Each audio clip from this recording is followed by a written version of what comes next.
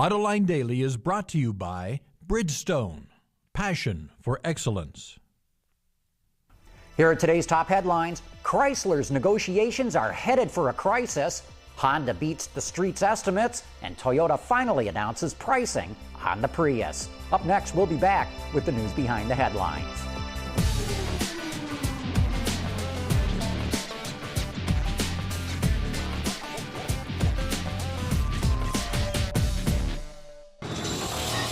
This is Autoline Daily for Wednesday, April 22nd, 2009, and now the news.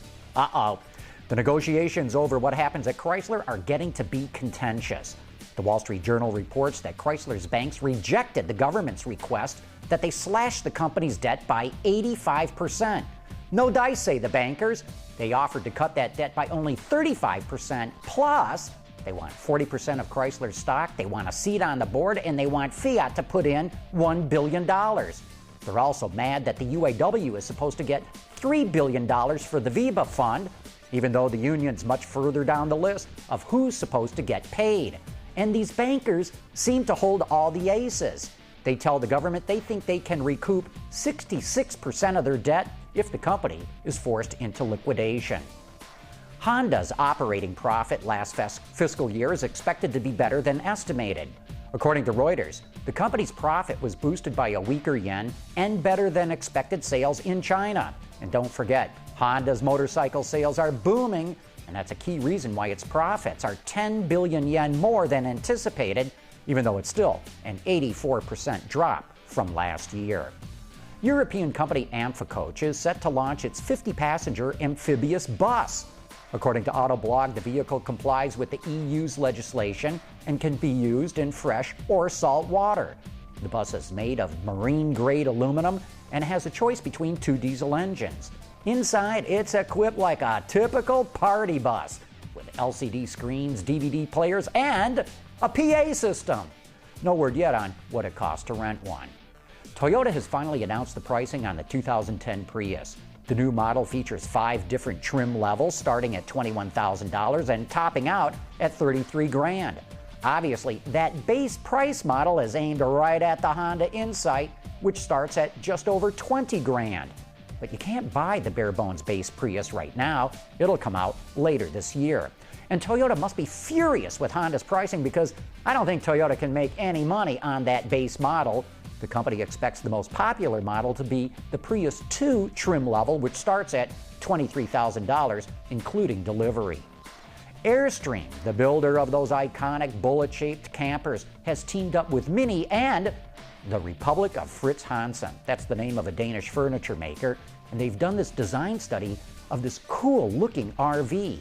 Towed behind a Mini Clubman S, it features a water sports theme with a roll-out sunbed and fun, colorful patterns. It's being unveiled today at the Salon de Mobile Furniture Show in Milan. Coming up next, it's time for You Said It.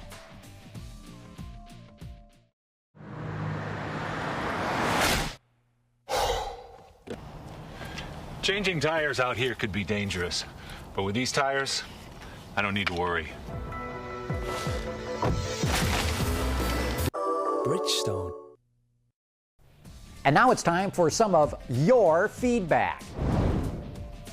This is You Said It. Every day we get all kinds of comments and letters from you, our viewers, and You Said It gives me a chance to respond.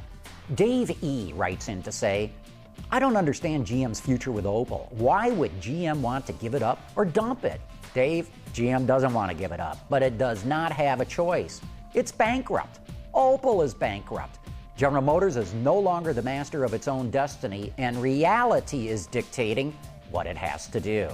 And Pedro Fernandez says, John, as reported in AutoWeek, experts predict the end of the V8 is coming, to be replaced by more turbos and superchargers. Do you agree? Pedro, I don't agree at all.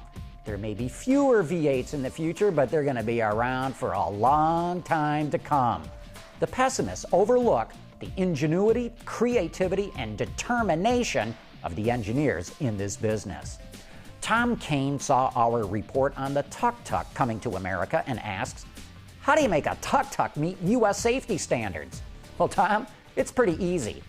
The tuk-tuk is a three-wheel vehicle, meaning it's officially classified as a motorcycle. Even the 15-passenger versions. To meet motorcycle safety regulations, all you need are headlamps and turn signals and a rear-view mirror. Thanks for all your letters and comments. You know, we can't get to them all, but we do read them all, so your voice is being heard, even if we don't put it on the air. And join us tomorrow for the latest live webcast of Autoline After Hours. I'll be there along with Jason Vines and Peter DeLorenzo and Matt DeLorenzo, the editor of Road and Track magazine. Hey, are Peter DeLorenzo and Matt DeLorenzo related? Well, if you don't know, you'll have to tune in to find out. That's tomorrow night at 7 p.m. Eastern or 2300 hours Greenwich Mean Time at AutolineDetroit.com. And that's it for today's top news in the global automotive industry. Thanks for watching. We'll see you tomorrow.